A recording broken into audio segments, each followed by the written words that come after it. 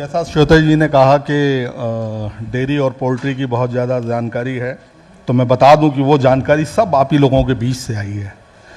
जो हमारा जो प्रतियोगिता चल रही है नुस्खे वाली, किसानों के नुस्खे, तो जब हम मिलते हैं फार्मर से, चाहे वो पोल्ट्री फार्मर हो, डेयरी फार्मर हो या किसान हो, सबसे कुछ ना कुछ नुस्खा हमें मिलता है और हम उस पर लिखते हैं।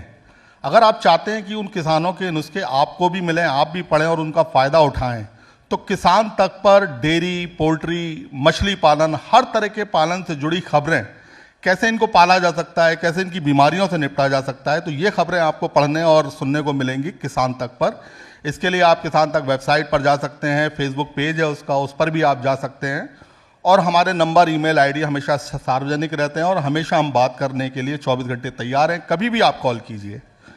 तो ये तो बात रही खबरों की। अब बात आती है, अगर किसानी की बात हो रही है तो आप पोल्ट्री को, डेयरी को, मछली पालन को, इसको अलग नहीं कर सकते।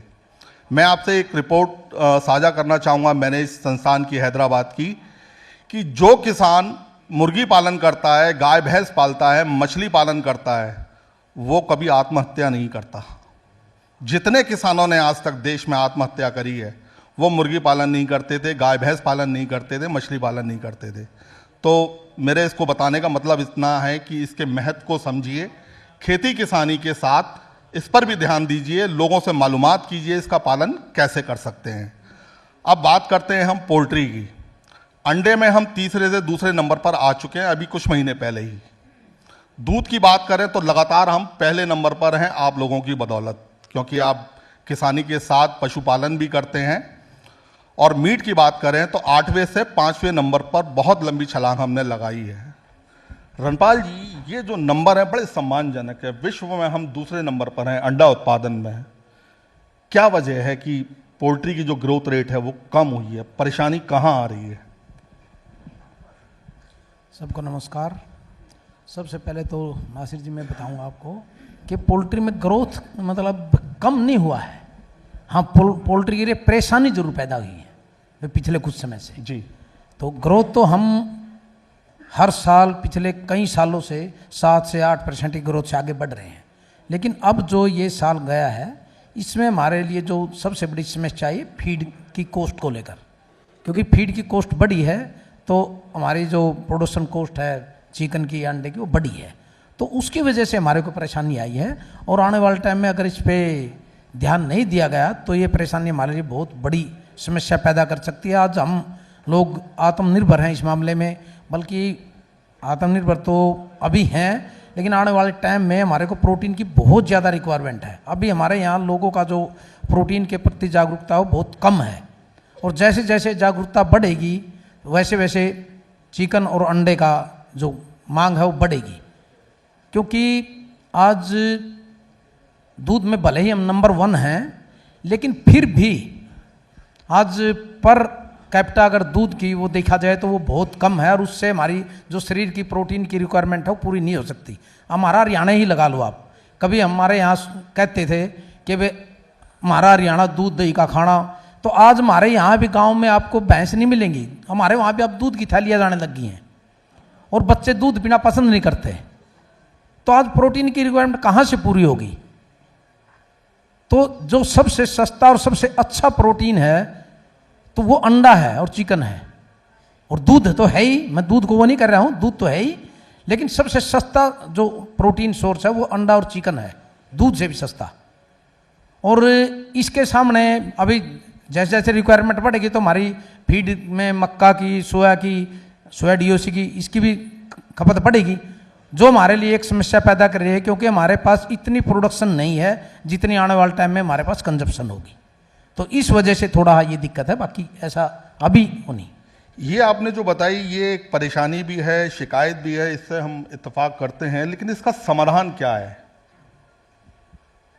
बस इसका समाधान तो जैसे कुछ देर पहले मंत्री जी ने बताया था कि हमारा जो किसान है उस पे अगर हम ध्यान दें कि पर एकड़ यील्ड हमारा बढ़े, जिससे उसकी लागत भी कम हो, उसका मुनाफा भी बढ़े, तो इस प्रकार के या तो सीड हमारे देश में ही हमारे जो साइंटिस्ट हैं वो इस प्रकार का सीड यहाँ डेवलप किया जाए, जिससे हमारी पर एकड़ जो यील्ड है, जो अभी बहुत कम है किसी भी ग्रेन में लेके, अगर दूसरे देशों को की निस्बत देखा जाए तो, चाहे वो जीएम सीड ही यूज कर रहे हैं, तो उनकी हमारे से जो पर एकड़ यील्ड है वो डबल ट्रिपल के करीब है। अभी हमारे पास सोइंग एरिया ज़्यादा नहीं है, जितना सोइंग एरिया है हम तकरीबन यूज कर चुके हैं। अब हमारा जो सारा फोकस है इस पे ही होना चाहिए कि हमारी पर एकड़ यील्ड बढ़े, जिससे जो आने वाले टाइम में हमारे देश की रिक्वायरमेंट है, चाहे वो खाने में है, चाहे वो मुर्गी फार्म के लिए है, चाहे वो और किसी चीज़ के लिए है, वो तभी पूर्ति हो पाएगी जब हम पर एकड़ यील्ड हमारा बढ़ेगा, उसकी तरफ ध्यान दिया जाएगा।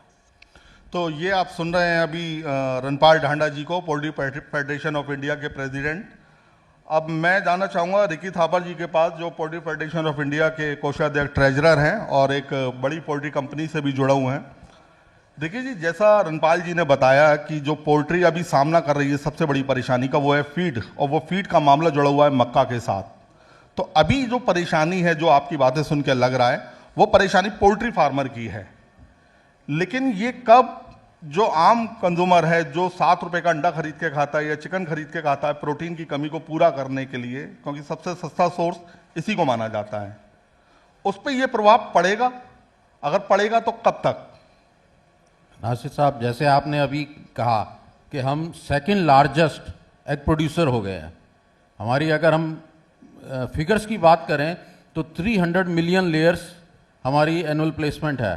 ऐसे अगर हम ब्रॉयलर की बात करें तो 5 से 5 बिलियन ब्रॉयलर की ईयरली प्लेसमेंट है। और हम पर कैपिटा की बात करें तो प्राइवेट इंडस्ट्री और एसोसिएशन की फिगर के हिसाब से 103 अंडे पर पर्सन पर ईयर हमारी पर कैपिटा है, और ब्रॉयलर की हम बात करें तो 7.2 kg पर पर्सन है। हमारी संख्या मतलब एक व्यक्ति के हिस्से में सालाना 103 अंडे आ रहे हैं, और जो चिकन है वो 7-7.5 किलो के आसपास। हालांकि 103 अंडे बहुत ज्यादा नहीं है, चौंकिएगा नहीं कि हम साल के 103 अंडे खा रहे हैं। जो मेडिकल काउंसिल है वो रिकमेंड करती है 180 अंडे, यानी हमें सालाना कम से कम 180 अंडे खाने चाहिए, जो खा सकते हैं। प्रोटीन की कमी उससे पूरी होगी। बाकी प्रोटीन के लिए आप दूध, पनीर और भी बहुत सारी चीजें हैं। जी प्लीज। अगर आप हमारी संख्या को देखते हुए आप ये सोचें कि अगर हमारा पर कैपिटा पर पर्सन 2 अंडे भी पर पर्सन बढ़ जाएं तो हमारी कितनी रिक्वायरमेंट है, और आने वाले टाइम में हम ज़रूर हम नंबर 1 पे, जैसे डेयरी में है, एग प्रोडक्शन में भी हम नंबर 1 पे जाएंगे।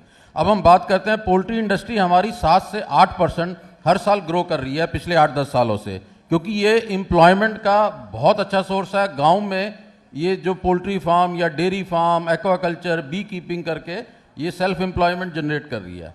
हम 7 से 8% ग्रो कर रहे हैं, लेकिन जब हम अपने एग्रीकल्चर की बात करते हैं तो एग्रीकल्चर की ग्रोथ हमारी सिर्फ 1 से 2% है। अब आने वाले टाइम में देखिए, जैसे आपका प्रश्न था, हाँ, आने वाले टाइम में जितनी हमें हमारा पोल्ट्री फीड जो है 65% कॉस्ट है पोल्ट्री फीड की, और उसमें मेनली मक्का और सोयाबीन मील होता है। मक्का एनर्जी सोर्स है, सोयाबीन मील प्रोटीन सोर्स है। तो आने वाले टाइम में अगर एग्रीकल्चर की ग्रोथ 2% है और पोल्ट्री इंडस्ट्री की 7 से 8% ग्रोथ है, तो आने वाले टाइम में हमें मक्का और सोयाबीन मील मिलना मुश्किल हो जाएगा। आज की बात करें, जैसे हमारे प्रेसिडेंट सर ने जब हमारे एग्रीकल्चर मिनिस्टर आए थे उनके सामने पॉइंट रखा कि पोल्ट्री इंडस्ट्री में भी एक क्राइसिस चल रहा है। मक्का जो पहले पोल्ट्री इंडस्ट्री, डेयरी और फीड इंडस्ट्री यूज करती थी, उसके बाद स्टार्च मिल वालों ने यूज किया, और अब 2 सालों से एथेनॉल इंडस्ट्री उसको यूज कर रही है। पहले एथेनॉल शुगर केन से बनता था, उसके बाद राइस से शुरू हुआ, फिर गवर्नमेंट ने कहा कि राइस स्टेपल फूड है, गवर्नमेंट ने 10% इंसेंटिव रख दिया एथेनॉल इंडस्ट्री के लिए जो मक्का से बनाएगा। तो जो राइस से एथेनॉल बन रहा था वो मक्का पे शिफ्ट हो गए, और हमारी मक्का की कॉस्ट बहुत ज़्यादा बढ़ गई। तो ये चैलेंजेस हैं। फीड कॉस्ट बढ़ी, फीड कॉस्ट से अंडे और चिकन की कॉस्ट बढ़ी, तो फार्मर के लिए क्राइसिस आ गया। जो पोल्ट्री फार्मर है, जब उसकी कॉस्ट ऑफ प्रोडक्शन बढ़ जाती है तो उसकी इनकम बहुत रिड्यूस हो गई है, बहुत मार्जिन पे आ गया वो। सारा साल क्या होता है, पोल्ट्री, हम कहते हैं P for poultry, P for problems, P for profit. Hindi में हम बोलते हैं का कुकट का कठिनाई, माँ मुर्गी माँ मुश्किल। तो ये पोल्ट्री एक लाइफ स्टॉक है, इसमें कठिनाइयाँ, मुश्किलें रहेंगी, लेकिन साथ में जैसे मैंने कहा पी फॉर प्रॉफिट भी है तो प्रॉफिट रहेगा। लेकिन हमें प्रॉफिट तभी रहेगा अगर हमारी कॉस्ट ऑफ प्रोडक्शन मेंटेन रहेगी। मक्का के रेट बढ़ने से, फीड कॉस्ट बढ़ने से हमारे मार्जिन कम हो गए, तो फार्मर को रेट बढ़ाना पड़ेगा। अब जैसे आपने पूछा था, अगर अंडा और चिकन का रेट बढ़ता है तो ये सीधा कंज्यूमर पे इफेक्ट करेगा। रिजर्व बैंक ऑफ इंडिया हर महीने इन्फ्लेशन के ऊपर एक रिपोर्ट निकालता है। तो अगर ये हमारी फीड कॉस्ट को हमने नहीं कंट्रोल किया तो वो सारा भार मुर्गा और चिकन महंगा होगा, उससे आने वाले कंज्यूमर पे फर्क पड़ेगा।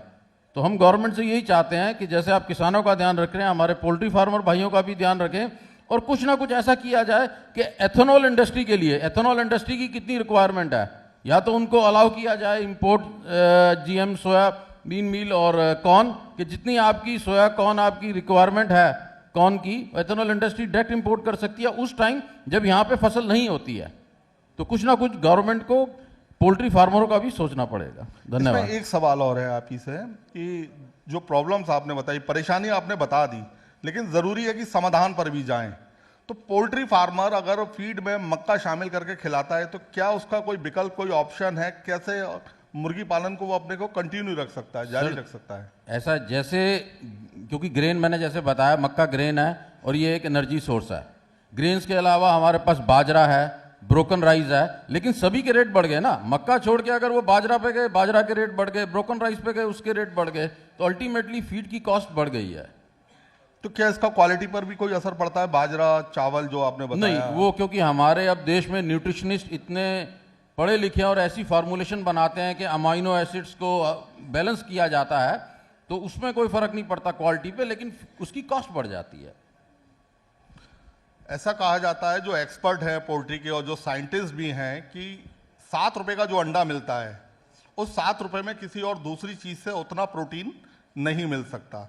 इसलिए पोल्ट्री पर और अंडे पर जोर दिया जाता है और मुर्गी पालन पर भी जोर दिया जाता है कि इसका ज़्यादा से ज़्यादा पालन करें, क्योंकि युवाओं के लिए एक बड़ा सस्ता रोजगार का ये साधन है। अगर कोई मुर्गी पालन करना चाहता है तो 500 मुर्गी से, 1000 मुर्गी से ये मुर्गी पालन शुरू कर सकता है। श्री जी, अगला सवाल आपसे है, श्री निगम जी, जो एनिमल वेट फार्मा के एसोसिएशन के प्रेसिडेंट हैं। पोल्ट्री को लेकर बहुत सारी अफवाहें हैं, खास तौर से अंडे को लेकर, लेकिन हम उन अफवाहों पे अभी नहीं जा रहे हैं क्योंकि वो फिर एक लंबा सेशन हो जाएगा और वक्त की कमी है। सवाल एक सीधा सीधा ये है कि क्या जो मुर्गे मुर्गियों को, गाय भैंस को जो दवाई खिलाई जाती है बीमार होने पर, क्या उसका असर दूध पर, अंडे पर या चिकन पर पड़ता है? ये प्रभावित करते हैं, ये सच है? हॉल में उपस्थित सभी किसान भाइयों का और किसान आज तक परिवार का मैं तहे दिल से शुक्रिया अदा करता हूं, इंफा को इनवाइट करने के लिए, नासिर साहब का। अब आपका जो सवाल है नासिर साहब, इसी में जवाब छिपा हुआ है। देखिए, भारत का कोई भी किसान इनपुट और आउटपुट देख के इनपुट लगाता है।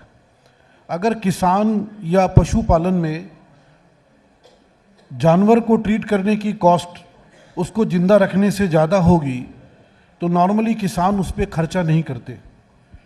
तो अगर यदि आप देखेंगे, फर्स्ट लाइन ऑफ जो हमारे हिस्टोरिकली अवेलेबल है इंडिया में, लोग आयुर्वेदिक या हर्बल प्रोडक्ट्स ट्राई करते हैं।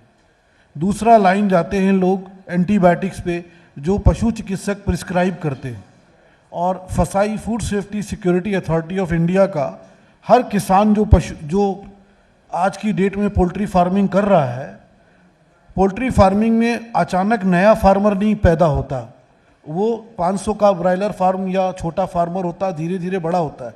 तो उसको इतनी नॉलेज मिलती है और इतनी समझ हो जाती है कि वो अपनी क्वालिटी को मेंटेन करने के लिए, क्योंकि उसको बाहर मार्केट में बेचना है, तो रेसिडुअल इफेक्ट जो होता है, एंटीबायोटिक अगर मैंने ट्रीट किया तो 7 दिन का या 5 दिन का विड्रॉल पीरियड उसका पालन करता है।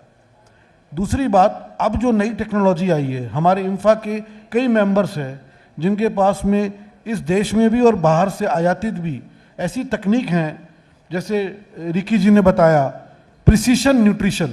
अगर देश में कोई भी 2 लोग अच्छा खाना खाते हैं प्रिसीशन न्यूट्रिशन, तो एक होते हैं देश के ओलंपियंस और दूसरे होते हैं मुर्गी। मैं बड़ी जिम्मेदारी से बोल रहा हूँ, हमारा जो खाना है वो अमीनो एसिड लेवल तक, डाइजेस्टेबल अमीनो एसिड लेवल तक तैयार किया जाता है। तो ये जो मिथ है ये कि अगर मुर्गा कोई पाल रहा है तो उसने उसको हार्मोन खिला दिया या एंटीबायोटिक खिला दिया या केमिकल पिला दिया। हर किसान अपनी भूमि को माँ समझता है और अपने पशुपालन को पशुधन समझता है। वो अपने पशुधन से अपनी आय से खिलवाड़ नहीं करता। ये मैं आपको बहुत जिम्मेदारी से बोल सकता हूँ। 30 वर्ष मैं भी गांव का हूँ, मध्य प्रदेश को बिलोंग करता हूँ। मेरे यहाँ भी परिवार में जो लोग खेती किसानी कर रहे हैं और जो आज पोल्ट्री फार्मर में बड़ी कंपनियाँ हैं, दोनों की वैल्यू सिस्टम सेम है, मतलब पशुधन मेरा धन है। निगम जी, फिर परेशानी कहाँ आ रही है? एक्सपोर्ट क्यों नहीं बढ़ पा रहा? क्योंकि ये कहा जा रहा है कि जब तक एक्सपोर्ट नहीं बढ़ेगा तो जो किसान है, चाहे वो मुर्गी पालक हो, गाय भैंस पालक हो, तो इनकी इनकम नहीं बढ़ेगी, क्योंकि प्रोडक्शन तो बढ़ रहा है, किसान उत्पादन बढ़ा रहा है, किसान अपनी तरफ से कोई कसर नहीं छोड़ रहा, पूरी मेहनत कर रहा है, उत्पादन बढ़ा रहा है, लेकिन वो बाजार में उसके अच्छे रेट नहीं मिल पा रहे। अच्छे रेट तभी मिलेंगे जब डिमांड ज्यादा होगी, एक्सपोर्ट होगा बाहर के देशों में, और जो एक्सपोर्ट नहीं हो पा रहा उसके पीछे वजह यही आ रही है एएमआर जैसे दवाई वाली बात। देखिए, मैं थोड़ा स्पष्ट करना चाहूँगा, एएमआर एक्सपोर्ट ना होने की वजह नहीं है, बस जिम्मेदारी से बोल रहा हूँ। अभी 4 दिन पहले नीति आयोग और सेक्रेटरी अलका उपाध्याय जी ने मीटिंग बुलाई थी, उसमें वन हेल्थ को लेके, एएमआर को लेके इम्फा ने भी पक्ष रखा था। तो मैं किसान भाइयों और इस कक्ष में उपस्थित सभी को आज नासिर जी के माध्यम से बताना चाहता हूँ, इंडिया एक लिलीपुट लैंड है। लिलीपुट लैंड का मतलब यहाँ पर नंबर ऑफ किसान ज़्यादा हैं लेकिन साइज ऑफ किसानी छोटी है। आप अगर एक्सपोर्ट की बात करते हैं तो जो बाजू की कंट्रीज़ हैं, जैसे मिडिल ईस्ट ले लें आप, वहाँ पर ब्राज़ील से चिकन आ रहा है। चिकन की जो प्रोडक्शन कॉस्ट ब्राज़ील की है वो कम है, क्योंकि वहाँ पर मक्का सोयाबीन होता है, एक नैसर्गिक पैदावार है वहाँ की।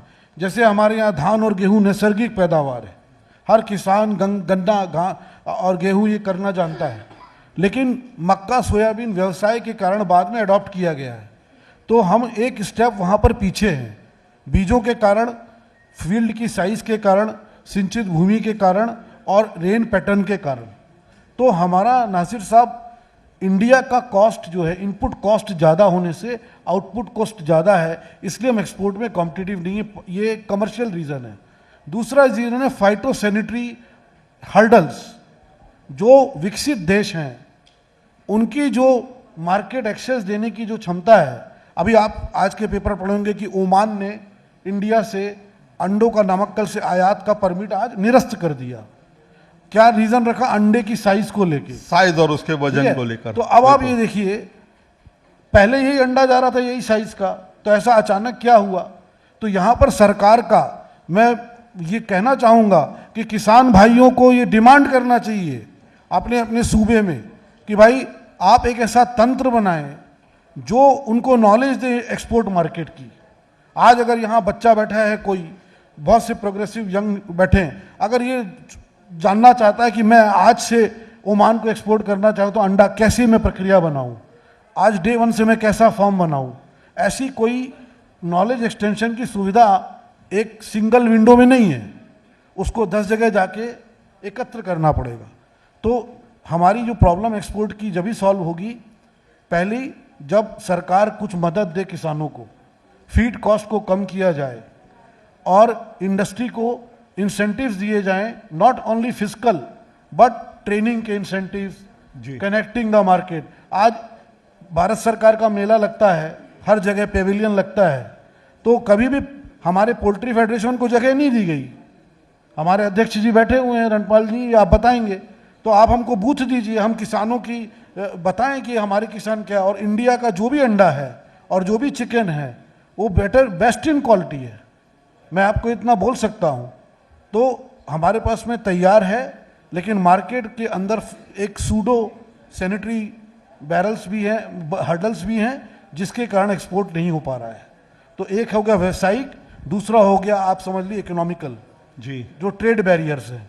अदरवाइज इंडिया का जो पोल्ट्री का आज का किसान है, इंडिया का वेटनेरियन है, इंडिया की फार्मा कंपनी है और इंडिया का तंत्र तैयार है एक्सपोर्ट अपॉर्चुनिटी को कैप्चर करने के लिए। बहुत शुक्रिया निगम जी, आपने बहुत अच्छी जानकारी साझा की हम लोगों के साथ, हमारे किसान भाइयों के साथ, क्योंकि यहाँ बहुत बड़ी संख्या में मुर्गी पालक भाई भी हैं जो बेशक इस जानकारी से फ़ायदा उठाएंगे।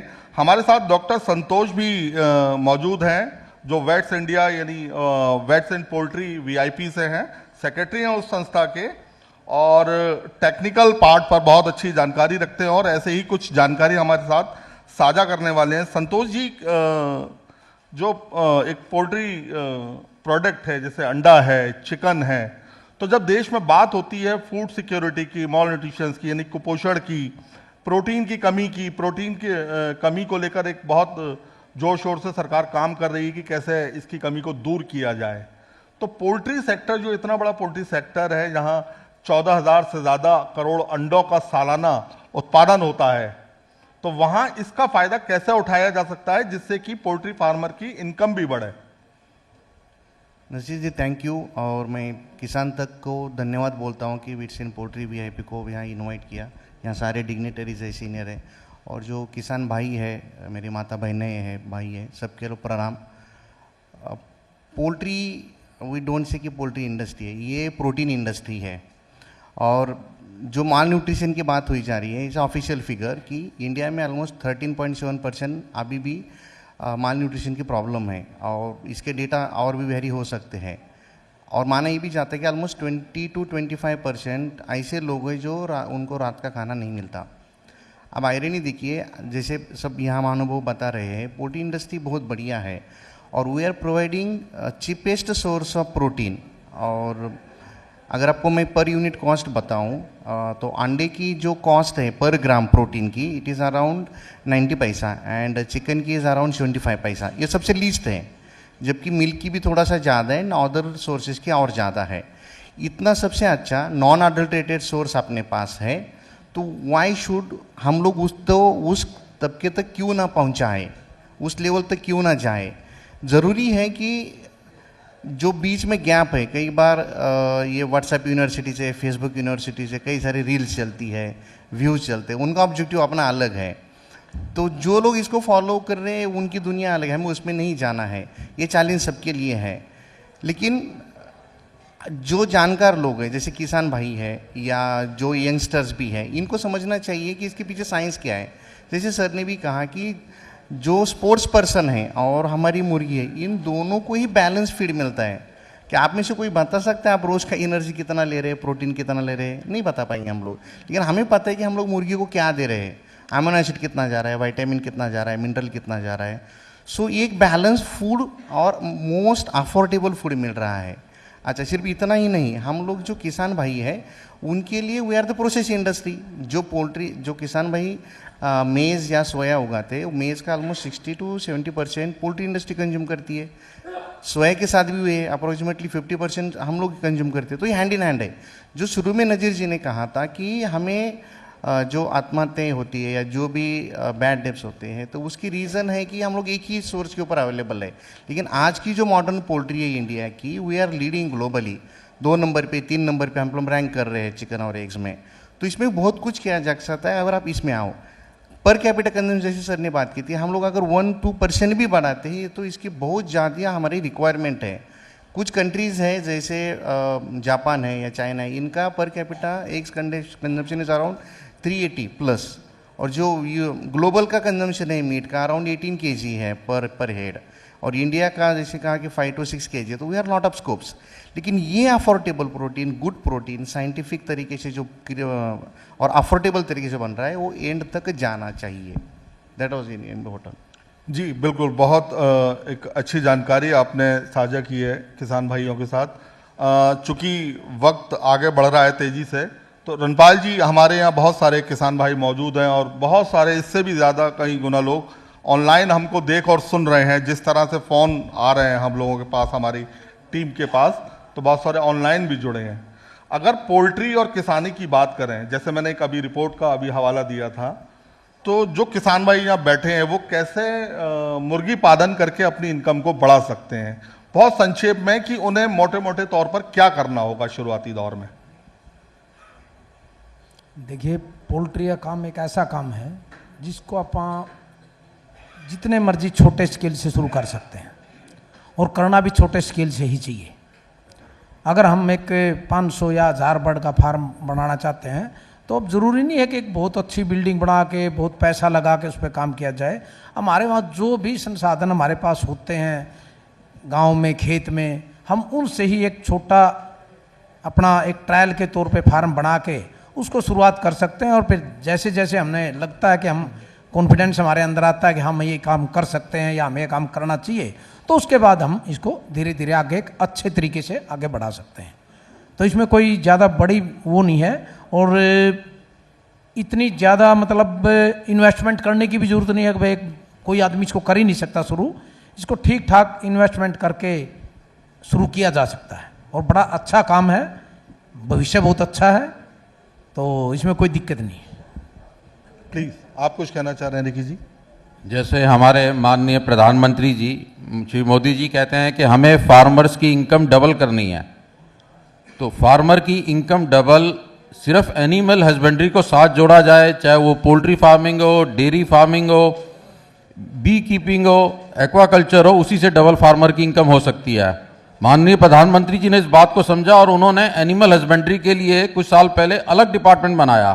पहले हमारा एनिमल हस्बेंड्री डिपार्टमेंट एग्रीकल्चर के अंडर आता था। बिल्कुल। इसको एनिमल हस्बेंड्री की इंपॉर्टेंस को देखते हुए उन्होंने एक अलग एनिमल हस्बेंड्री डिपार्टमेंट बनाया, जिसमें हमारे एनिमल हस्बेंड्री मिनिस्टर और उसके बाद उनके मिनिस्टर ऑफ स्टेट 2 रखे गए, पोल्ट्री और डेयरी के लिए और एक्वाकल्चर के लिए जी। तो जैसा आपने भी शुरुआत इसी से की थी कि जो एनिमल हस्बेंड्री किसान भाई साथ कर रहा है, पोल्ट्री हो, डेयरी हो, एक्वाकल्चर हो, वो हमेशा तरक्की करेगा। और अगर हम चाहते हैं कि हमारे माननीय प्रधानमंत्री जो कहते हैं कि हम अपनी फार्मर्स की इनकम डबल करें, तो हमें जरूर poultry farming, dairy farming, aquaculture, bee keeping में आना चाहिए। धन्यवाद। ये बिल्कुल सही बात है। मछली पालन की अगर बात करें तो केंद्र सरकार ने उसके लिए 20,000 करोड़ से ज़्यादा का बजट बनाया हुआ है और देती है सरकार। इससे बड़ा बजट कहीं आपको देखने को नहीं मिलेगा। नीली क्रांति का बजट अलग है, PMMSY का ये अलग है, ये एक बड़ा बजट है जी। एक मैं आपके मंच के माध्यम से सरकार से रिक्वेस्ट करना चाहूँगा कि जैसे फिशरी में है या डेयरी में है, फार्मर को प्रोत्साहन मिलता है कोई भी काम करने के लिए। हमारे पोल्ट्री में कोई ऐसा वो नहीं है जिससे एक छोटे फार्मर की हेल्प हो सके, उसको छोटा मोटा लोन दिया जाए या कुछ अपना काम वो शुरू कर सके। तो इसके लिए मैं आपके मंच के माध्यम से एक बार ये बात वो करना चाहूँगा, छोटे फार्मर को ध्यान में रखते हुए कुछ ऐसी स्कीम आनी चाहिए पोल्ट्री में भी। और पोल्ट्री एक बहुत अच्छा सेक्टर है जो मतलब ग्रोथ भी, आज जो हम फार्मर लोग इतने आगे गए हैं, जो बड़े हैं हमारे फार्मर भाई सभी, वो अपने दम पे ही बड़े हैं। हमारे को इतना ज़्यादा ब्रॉयलर फार्मिंग है खासकर कोई सहयोग नहीं होता किसी प्रकार का भी। तो हम ये रिक्वेस्ट करते हैं छोटे फार्मर को इस प्रकार को किया बिल्कुल। और आखिर में मैं आपसे यही कहना चाहूँगा, एक बात ऐड करना चाहूँगा, क्योंकि यंग किसान लोग हैं। Animal husbandry infrastructure development fund AHIDF, आप लोग गूगल करें, इसका अध्ययन करें और नासिर साहब से टच में रहें। इसमें ऐसी कुछ स्कीम है जो जैसे रणपाल जी ने बोला, आप छोटे स्तर पे काम चालू कर सकते हैं। बिल्कुल मैं इसी पर आ रहा था। कोई भी भाई बहन, कोई भी किसान भाई बहन अगर मुर्गी पालन, मछली पालन या गाय भैंस पालन करना चाहता है, बकरी पालन करना चाहता है, भेड़ पालन, तो आप उसके बारे में, योजनाओं के बारे में कैसे पालन करें, क्योंकि हमारे पास देखिए जो अभी आप एक्सपर्ट देख रहे हैं, ये पोल्ट्री के एक्सपर्ट हैं, ये जो पशुओं को दवाइयां दी जाती हैं उसके एक्सपर्ट हैं, उसकी एसोसिएशन के प्रेसिडेंट हैं। तो ऐसे हमारे पास बहुत बड़ी टीम है, बहुत लोग हमारे साथ जुड़े हुए हैं जो सिर्फ आप लोगों की भलाई के लिए हमसे जुड़े हैं और उनसे बातचीत करके हम ये सारी खबरें किसान तक पर पब्लिश करते हैं, वीडियो भी बनाते हैं। जो माध्यम आपको अच्छा लगे, किसान तक पर आप वीडियो भी सुन सकते हैं, खबरें भी पढ़ सकते हैं और आपको पशुपालन से जुड़ी हर खबर, हर वीडियो किसान तक पर मिलेगा। आप उससे जुड़े रहिए। अगर वहाँ कहीं परेशानी आती है तो आप हमसे जुड़िए, हमें फ़ोन कीजिए, ईमेल कीजिए, जैसे चाहें आप हमसे संपर्क कर सकते हैं। हमेशा हम आप लोगों के लिए तैयार हैं। आप किसान तक के साथ जुड़े रहिए। तो बहुत अच्छी जानकारी आप लोगों ने दी है और शायद आखिर में डॉक्टर संतोष कुछ कहना चाहते हैं। और इसी के साथ ये जो पोल्ट्री के एक्सपर्ट हैं, हम इस सेशन की आपसे विदा लेते हैं। जी डॉक्टर संतोष। 30 सेकंड लूँगा। आपके माध्यम से मैं सरकार से और लोगों से भी अनुरोध करना चाहूँगा, जो भी मिस इन्फॉर्मेशन स्प्रेड हो जाती है उसके लिए कुछ स्ट्रिक्ट कानून होना चाहिए। अभी साइबर क्राइम है but that is not sufficient.